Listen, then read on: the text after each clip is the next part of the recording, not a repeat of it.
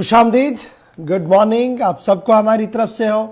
Programme आप देख रहे हैं इस वक्त सलाम जे के गुलिस्तान न्यूज़ का मॉर्निंग शो, और आज के मॉर्निंग शो में मैं हूं आपका मेज़बान इशफा गौहर। हस्ब वादा आपके सामने सुबह सुबह आते हैं इस उम्मीद के साथ कि आपको बाखबर करें जम्मू कश्मीर के हालात वाक़ात के साथ, आपको बाखबर करें मुल्की सियासी समाजी और इक़्तिसादी सूरत हाल से, और बैनुल-अक़वामी ज़राए बैनुल-अक़वामी सतह पर क्या कुछ चल रहा है, इंटरनेशनल फोरम में क्या कुछ चल रहा है, उससे भी हम आपको रूबरू करवाने की कोशिश करते हैं। हर दिन इस प्रोग्राम में आपका और हमारा तालमेल भी होता है। आप हमारे साथ राब्ते में रहते हैं, और राब्ते में रहने के लिए हमारी राब्ता साइट फेसबुक, जहाँ पर अभी अब नशरियात शुरू हो गई है, वहाँ पर आप हमारे साथ ज्वाइन कर चुके हैं और भी लोग करेंगे। जब आप ज्वाइन करेंगे तो दो चीज़ों को आज आपने ध्यान रखना है। हर दिन हम आपके सामने ये सिर्फ याद दहानी के लिए बताते हैं। आप कमेंट भी करेंगे हालात वाक़ात को लेकर, और साथ साथ सब्सक्राइब करेंगे, शेयर करेंगे पेज को, ताकि दुनिया भर तक जम्मू कश्मीर के हालात जा सके। यूट्यूब, ट्विटर और इंस्टाग्राम पर आप हमारे साथ ज्वाइन करेंगे। 24/7 हम आपके साथ रहते हैं। हमारी ऑफिशियल वेबसाइट पर ज़रूर आइएगा, जहां पर आपकी आरा के मुताबिक कुछ लेआउट चेंज किया गया है, कुछ मज़ीद चीज़ें आज दिन में चेंज हो रही है। हमें अपना अपडेट ज़रूर दीजिएगा कि उस प्लेटफॉर्म को आप कैसे देख रहे हैं, जिसको लेकर कुछ तजवीज़ें आपकी आ रही थी, और आज हमने थोड़ी बहुत चेंज उसमें कर दी है लेआउट में, और मज़ीद क्या कुछ उसमें बेहतरी हो सकती है, उसमें बारे में आपका फीडबैक हमें आज पूरे दिन चाहिए। तो आज चूंकि 23 नवंबर है, तो प्रोग्राम का फॉर्मेट कैसे होगा? सबसे पहले हम बात करेंगे हिस्ट्री ऑफ द डे की, और हर दिन की तरह मेरे साथी आसिफ रशीद दिल्ली स्टूडियो में मौजूद है आपको अपडेट करने के लिए कि हिस्ट्री ऑफ द डे में आज कौन सी तारीख यानी कौन से वाक़ात इन्होंने निकाल के रखे हैं, आपके सामने रखने की कोशिश करेंगे। और उसके फ़ौरन बाद खबरों का सिलसिला शुरू करेंगे, और आज भी खबर जम्मू कश्मीर से शुरू करेंगे एक अहम और बड़ी खबर के साथ। लेकिन सबसे पहले 23 तारीख को माजी में क्या कुछ हुआ है, हिस्ट्री क्या कुछ पढ़ा चुकी है हमें। खुशामदीद, गुड मॉर्निंग, बहुत बहुत स्वागत है आप सभी का प्रोग्राम सलाम जेके में। मैं आसिफ रशीद आपके साथ प्रोग्राम का आगाज करते हैं। आज के दिन से शुरुआत होगी। आज 23 नवंबर है, साल 2022 का सेकंड लास्ट महीना। हिस्ट्री ऑफ द डे में खास क्या है, सबसे पहले आपको वो बताते हैं। इतिहास के पन्नों को जब हम पलटते हैं तो अंग्रेजी कैलेंडर के मुताबिक आज के दिन में क्या क्या हुआ है, माजी में कौन से वाकयात हिंदुस्तान और आलमी तारीख में है, वो सबसे पहले आपके सामने रखते हैं। शुरुआत आज के दिन से 1983 में आज ही का दिन था जब मुल्क के अंदर पहली बार नई दिल्ली में दौलत मुश्तरका चोटी कॉन्फ्रेंस का इनेकाद अमल में लाया गया। 23 नवंबर 1983 दारुल हुकूमत दिल्ली के अंदर। साल 1997 में साहित्य अकादमी इनाम याफ्ता नरादसी चौधरी 100 बरस इसके मुकम्मल हुए। 1997 में आज का दिन 23 नवंबर आता है अंग्रेजी कैलेंडर के मुताबिक, जब 100 बरस इसके हुए। इसके अलावा साल 2002 में G20 कॉन्फ्रेंस नई दिल्ली में शुरू हुई 23 नवंबर को ही आज के दिन। साल 2006 में अमेरिका ने रूस के जेट तैयार करने वाली कंपनी सुखोई पर मुकम्मल तौर पर जो पाबंदी लगाई थी, वो आज के दिन हटाने का फैसला किया। अमेरिका और रूस के दरमियान मफाहमत के बाद ये अहम पेशरफ्त आज के दिन हुई थी। इसके अलावा आज से ठीक 13 बरस कबल यानी 2009 में नवंबर के महीने में ही फिलिपाइन में 32 मीडिया एहलकारों को कत्ल कर दिया गया, और सहाफ़ियों के इस कत्ल के बाद दुनिया भर के अंदर ज़बरदस्त तशवीश में मुब्तला सहाफ़ियों के लिए काम करने वाली जितनी भी तंजीमें थी, ऑर्गेनाइजेशंस थी, एसोसिएशंस थी, उन्होंने अक़वाम मुत्तहिदा के सामने भी एक करारदाद रखी। लेकिन कोई बड़ा फैसला साल 2022 तक भी इस तरीके से नहीं आया, जिसका शायद सहाफ़ी इंतज़ार कर रहे थे। 1980 में आज के दिन जनूबी इटली में शदीद ज़ल्ज़ला आया। 4800 अफराद हलाक हो गए, जबकि 32,000 से ज़्यादा लोग इस इलाके को ही छोड़कर चले गए, क्योंकि तबाहकुन ज़ल्ज़ले ने यहाँ पर हज़ारों लोगों को सिर्फ एक झटके में बेघर कर दिया था। 1914 में आज के दिन हिंदी और उर्दू के मारूफ मुसन्निफ कृष्ण चंद्र की पैदाइश हुई। आज उन्हें भी याद किया जा रहा है, उनकी खिदमात को याद किया जा रहा है। 23 नवंबर का दिन अंग्रेजी कैलेंडर के मुताबिक 1914 में आज उनका यौम पैदाइश है। 1174 में आज ही के दिन सलाहुद्दीन अयूबी ने दमिश्क फतह किया। जब हम अंग्रेजी कैलेंडर को उठाकर देखते हैं तो 1174 में आज का दिन 23 नवंबर का आता है, यानी आज के दिन सलाहुद्दीन अयूबी ने एक और कारनामा सरअंजाम दिया था। तो ये हिस्ट्री ऑफ द डे में बड़ी बातें थी, अहम पॉइंट। अब प्रोग्राम का आगाज हिस्ट्री ऑफ द डे के बाद तय फॉर्मेट के मुताबिक करेंगे, और सबसे पहले चलेंगे खबरों की तरफ। आगाज आज से एक बार फिर से जम्मू कश्मीर से एक अहम खबर के साथ। चलिए जनाब, जम्मू कश्मीर की खबरों का आगाज करते हैं और आपको सबसे पहले बात बताते हैं जम्मू कश्मीर लद्दाख हाई कोर्ट के अंदर क्या कुछ हुआ है और जम्मू कश्मीर लद्दाख हाई कोर्ट की कार्रवाई क्यों सियासी नजर से काफी अहम मानी जाती है। 3 हाई कोर्ट वकला के खिलाफ शिकायत दर्ज कर दी गई है। अदालत में जवाब देने के साथ हाजिर रहने को भी हिदायत कर दी गई है और ताज़ीबी कार्रवाई डिसिप्लिनरी एक्शन कमेटी की तरफ से समन किया गया है जी 3 वकला को और तीनों बड़े अहम वकील हैं और ये समाअत होगी जी 17 दिसंबर को। और जो 3 वकीलों को समन किया गया है, मियां अब्दुल कयूम फॉर्मर बार सदर हाई कोर्ट जम्मू कश्मीर ये है जी, फिर Nazir Ahmad Ronga high court bar association Kashmir के ये रहे हैं सदर, इनको भी, और उनके साथ साथ गुलाम नबी ठोकर इलियास शाहीन, ये तीसरी तस्वीर गुलाम नबी शाहीन की, इन्हें भी नोटिस जारी कर दिया गया है। Disciplinary committee Jammu Kashmir Ladakh high court ने समन किया है 3 वकीलों को, मियां अब्दुल कयूम साबिक सदर रहे हैं कश्मीर बार एसोसिएशन को, और उसके साथ साथ नज़ीर अहमद रोंगा साहब, इन्हें एडवोकेट नज़ीर रोंगा साहब को इन्हें भी समन किया गया है, और गुलाम नबी ठाकुर इलियास शाहीन को 17 दिसंबर को। और ये प्रोसेस जो चलाया गया है, ये चलाया गया है जी प्रोफेशनल जो एक्ट हमारा है misconduct under the advocate act 1961 के तहत ये शिकायत जो है वो दर्ज कर दी गई है। अब जो फाइल की गई है आंचल सेठी की तरफ से, सेक्रेटरी जो गवर्नमेंट लॉ डिपार्टमेंट है उनकी और पार्लियामेंट्री अफेयर्स, उन्होंने जो ताज़ीबी कार्रवाई शुरू की है 3 वकीलों के खिलाफ जिनके नाम मैंने आपके सामने रख दिए हैं। उनका मानना है कि जनाब जो कानून है, जिस कानून के तहत वकला अपने फ़राइज़ मनसबी अंजाम देते हैं, एडवोकेट एक्ट 1961, उसकी सरीहन खिलाफ वर्जी इन तीनों वकीलों ने की है और इसलिए उनको रजिस्ट्रार जनरल के सामने हाजिर होने के लिए कहा जाए। समन जारी कर दिया गया है और जस्टिस संजय दर साहब और जस्टिस अली मोहम्मद इकराम चौधरी साहब जो है वो इस कमेटी के 3 रुकनी कमेटी के मेंबर भी है। अब लॉ सेक्रेटरी साहब ने जो कंप्लेंट दायर की है 3 former president high court bar association Kashmir के, इनके तहत अब कार्रवाई होगी। लेकिन अब थोड़ा सा माजी में हम चलेंगे जी। ये जो तीनों इंडिविजुअल्स हैं जिनके खिलाफ ये रेफरेंसेस लाई गई हैं कि ये जनाब इन्होंने एडवोकेट एक्ट की खिलाफ वर्जी की है, तो सन 1993 से सन 2003 तक ये मामला जो है सामने रखा गया है कि इनकी क्या कुछ रहा। हाई कोर्ट बार एसोसिएशन एक जमाने में हुर्रियत कॉन्फ्रेंस की इकाई थी। अब ये कब थी हुर्रियत कॉन्फ्रेंस की इकाई? जब ये हुर्रियत कॉन्फ्रेंस यूनाइटेड थी, मुत्तहिदा थी, सैयद अली गिलानी वाली और मीरवाइज उमर फारूक वाली। जब ये मुत्तहिदा हुर्रियत थी तो बहसती एक कॉन्स्टिट्यूएंट के, बहसती एक इकाई के हाई कोर्ट बार एसोसिएशन वहाँ पर रिप्रेजेंट कर रही थी। और फिर जब 2 हिस्सों में वो बट गई 2003 के बाद, सूरत थोड़ी सी ये जो उसके बाद थोड़ी सी वो तब्दील हुई है। हाई कोर्ट बार एसोसिएशन, जहाँ मैंने पहले ही कहा कि उनकी आइडियोलॉजी क्या है जी और मियां कयूम साहब की आइडियोलॉजी क्या है, उस पर काफ़ी कुछ ऑलरेडी लिखा गया है और कुछ जो शवाहिद दिए गए उसमें यह कहा गया कि सन 1990 में मियां कयूम साहब खुलकर सामने आए जी और उन्होंने अलहदगी पसंदी तहरीक को परवान चढ़ाया। अक़वाम मुत्तहिदा के दफ्तर में मेमोरेंडम जाकर दिया है। श्रीनगर के अंदर जो हेडक्वार्टर है United nation military observer group India Pakistan का, श्रीनगर के अंदर, वहाँ पर उन्होंने दिया था। और उसके साथ साथ हाई कोर्ट बार एसोसिएशन को ऑल पार्टीज हुर्रियत कॉन्फ्रेंस का इकाई बनाया, उसकी एक हिस्सेदार रही है। और लगातार उन्होंने कई केसेस के अंदर इस बात का चैलेंज किया कि वो भारत के आईन को तस्लीम नहीं करते हैं, लेकिन उसके बावजूद भी उसी आइन के तहत वकालत जो है वो करते रहे हाई कोर्ट के अंदर। तो मियां कयूम साहब पर संगीन इल्ज़ाम। अब याद रखिएगा कयूम साहब ऑलरेडी PSA के तहत बन रहे हैं, सैयद अली गिलानी के करीबी माने जाते थे और उसके बाद जो कुछ हुआ है वो सब आपके सामने है।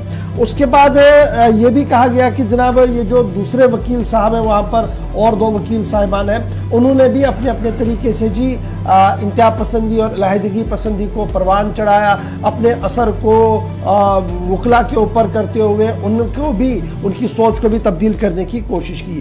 2007 में एक सेमिनार हुआ था मुस्लिम लीग लीग की तरफ से, उसमें हाई कोर्ट बार एसोसिएशन कुछ मेंबर्स गए थे, जिनमें मियां अब्दुल क़य्यूम और दीगर लोग भी गए थे। तो ये भी इसमें टच किया गया कि देखिए किस तरीके से सूरत हाल बनाई गई है। गुलाम नबी ठाकुर, जिन्हें एडवोकेट शाहीन कहते हैं, इनके ऊपर भी इंतहाई संगीन इल्ज़ामात इसी तरीके के, और एडवोकेट नज़ीर अहमद रोंगा साहब पर भी ये कहा गया कि ये जी बड़ा हमदर्दाना व्यू रखते हैं अलहदगी पसंदगी, और इनका भी 2008 अमरनाथ श्राइन बोर्ड का मामला रखा गया है, और उसके बाद जो दीगर प्रोवोकेशन के स्टेटमेंट्स हैं वो इनके साथ रखने की कोशिश की गई। तो कोशिश अब क्या होगी, हमारे ज़रा ये बता रहे हैं कि इब्तिदाई तौर पर ये जब कार्रवाई चलेगी इसमें सबका मौक़िफ़ होगा, लेकिन मियां क़य्यूम साहब किस तरीके से मौक़िफ़ अपना रखेंगे वो देखने वाली बात होगी, क्योंकि वो शायद नज़रबंद है। तो इसमें बड़ी दो चीज़ें बड़ी इंपॉर्टेंट ये है कि इस पूरे मामले में अब इमीडिएटली जो होगा वो इन तीनों लोगों की लाइसेंसेस कैंसिल हो सकती है। जो हमारे ज़राया बता रहे हैं, जो लॉ नोइंग लोग हैं, पार्लियामेंट्री अफेयर्स मिनिस्ट्री के जो ज़राया हमारे, वो कह रहे हैं कि जनाब इमीडिएटली जो लग रहा है, जिस तरीके का प्राइमा फेशिया बनाया गया, जो केसेस सामने आ रही है, उसमें तीनों high court bar association Kashmir chapter के जो सदर है, ये तीनों के तीनों एडवोकेट एक्ट के हिसाब से इनकी लाइसेंस को कैंसिल कर दिया जाएगा। उसके बाद क्या होगा वो देखने वाली बात होगी, क्या FIR दर्ज होगी, क्या और मामले चलेंगे, डेट इज सेकेंडरी क्वेश्चन। लेकिन गवर्नमेंट व्यू एक बड़ा क्लियर है कि जनाब किसी भी तरीके से ये जो लोग हैं जिन्होंने इस तरीके का माहौल पैदा किया था उनको हिसाब देना होगा, और जिस तरीके से वो आज भी काम कर रहे हैं खामोशी के साथ, नज़रअंदाज नहीं किया जाएगा किसी भी चीज़ को, क्योंकि इंटेलिजेंस और दीगर इदारों के रिपोर्ट्स लगातार हुकूमत के सामने है, ये ज़राया हमें बता रहे हैं। तो ये इनिशिएट किया गया जी कहाँ पर, हाई कोर्ट के अंदर। अब ये मामला चलेगा डिस्ट्रिक्ट कोर्ट्स तक भी, जो हमारी इतलात है।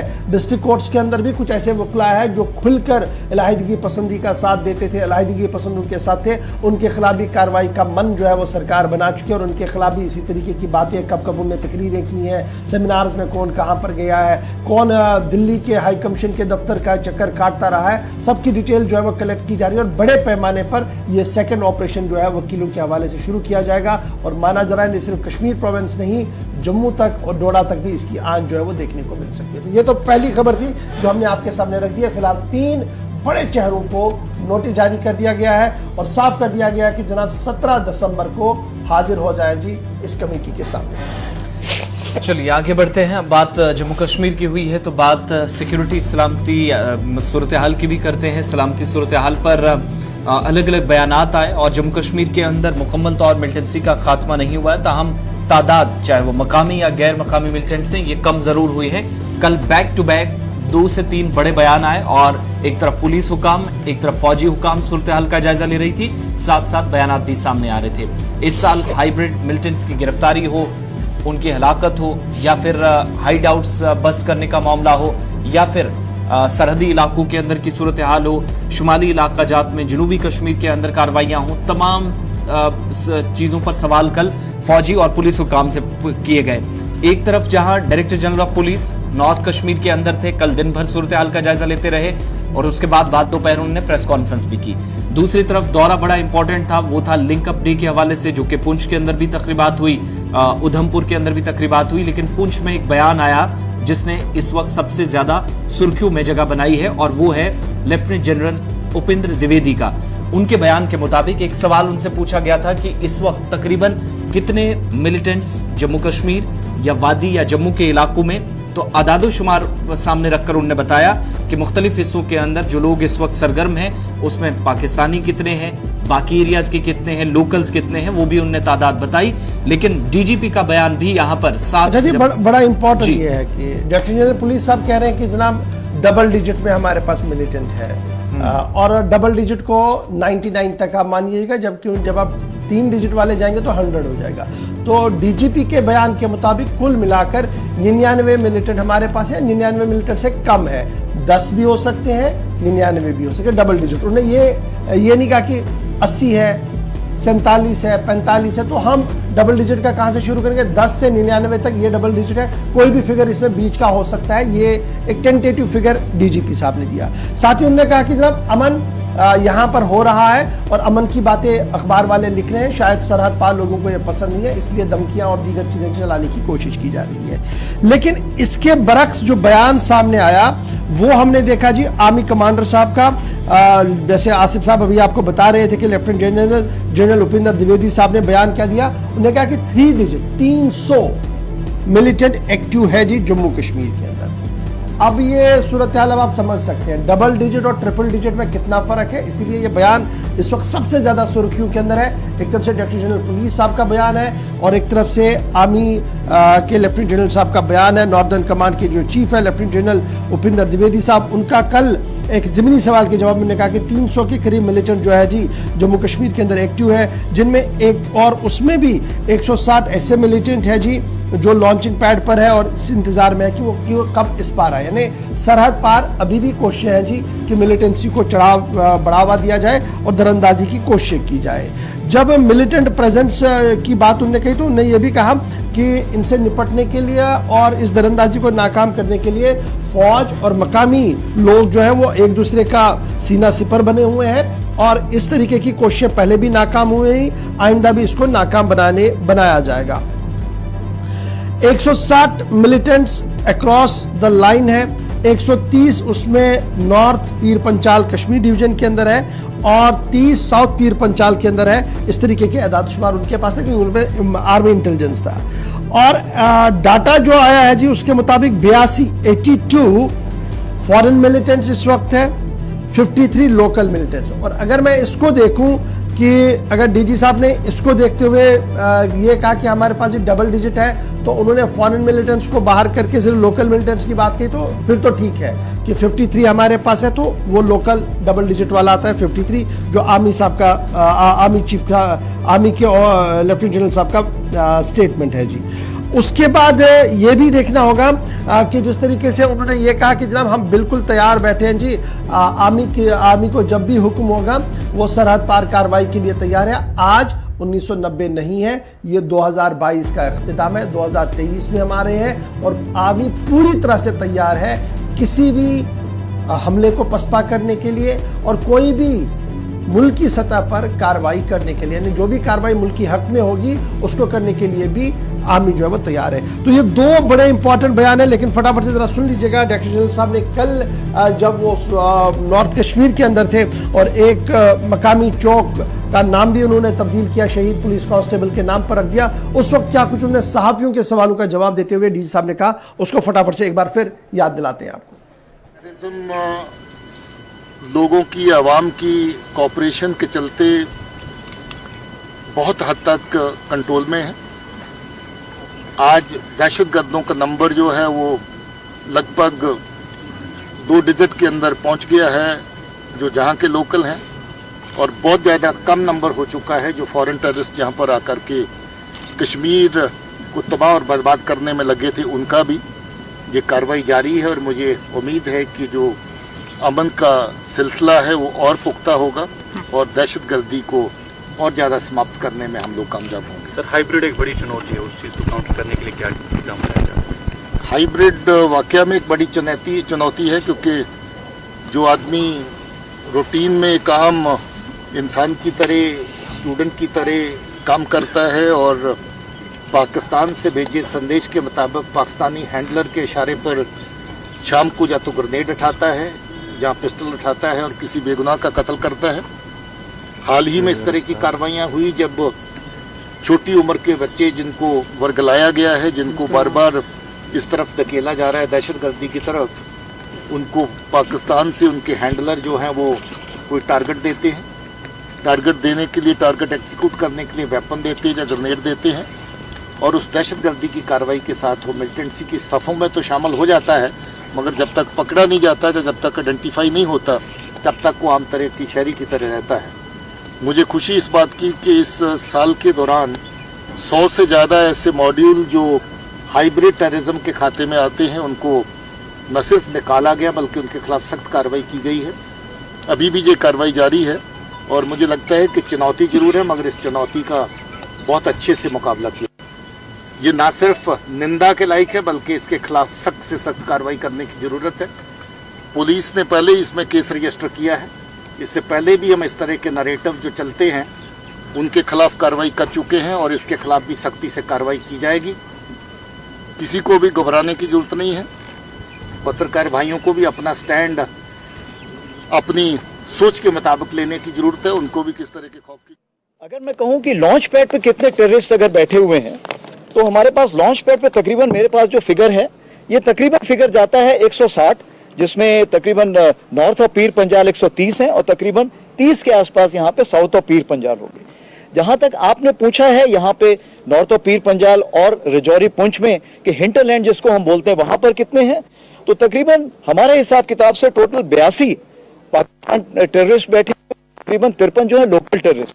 परंतु इसके अलावा चिंता का विषय ये है जिसको हम बोलते हैं क्रिमिनल्स टाइप की जो एक्टिविटी करते हैं जो कि आइडेंटिफाइड नहीं होते हैं, वो तकरीबन 170 टेररिस्ट हमारे पास ऐसे हैं। तो टोटल 300 की मैं नफरी बताना चाहूंगा जो आज के पूरे एरिया में फैली हुई है। परंतु हम यकीन कर रहे हैं, इंश्योर कर रहे हैं कि वो किसी प्रकार की कार्रवाई ना कर पाए। शांति और विकास ये दोनों सबसे महत्वपूर्ण बातें हैं। जब तक ये बातें खत्म नहीं होंगी, जब तक हम इसमें कोई एक लेवल नहीं हासिल करेंगे, आगे आने वाली बातों के लिए हमें थोड़ा रुकना पड़ेगा। इसीलिए कहते हैं और देखते रहे। ये एक ऐसी हवा चली है अभी आपकी डेवलपमेंट की, विकास की, कि अगर आप इसमें शामिल होते हैं तो आप इस कार्रवाई के पार्ट बनेंगे, भागीदार बनेंगे, और अगर आप लेट हो गए, पीछे रह गए, तो फिर आप गुबार देखते रह जाएंगे। चलिए जनाब, आप सुन रहे थे लेफ्टिनेंट जनरल साहब को और डायरेक्टर जनरल पुलिस साहब किस तरीके से बयानात दे रहे थे। बहरहाल सूरत हाल पर और भी गुफ्तगू होगी और आपको बताएंगे कि सरकार का एक बड़ा फैसला आया है और उसके बाद यूनिवर्सिटी बिल को लेकर हंगामा क्यों है और कल पूरे दिन उस सिलसिले को लेकर एकेडमिशियंस ने क्या कुछ कहा है, और भी कुछ मजीद खबरें आपके साथ हम शेयर करेंगे। एक छोटा सा ब्रेक होगा, उम्मीद है कि ब्रेक के बाद भी आप हमारा साथ देंगे। बने रहिएगा हमारे साथ क्योंकि बड़ी अहम खबर छोटे से ब्रेक के बाद।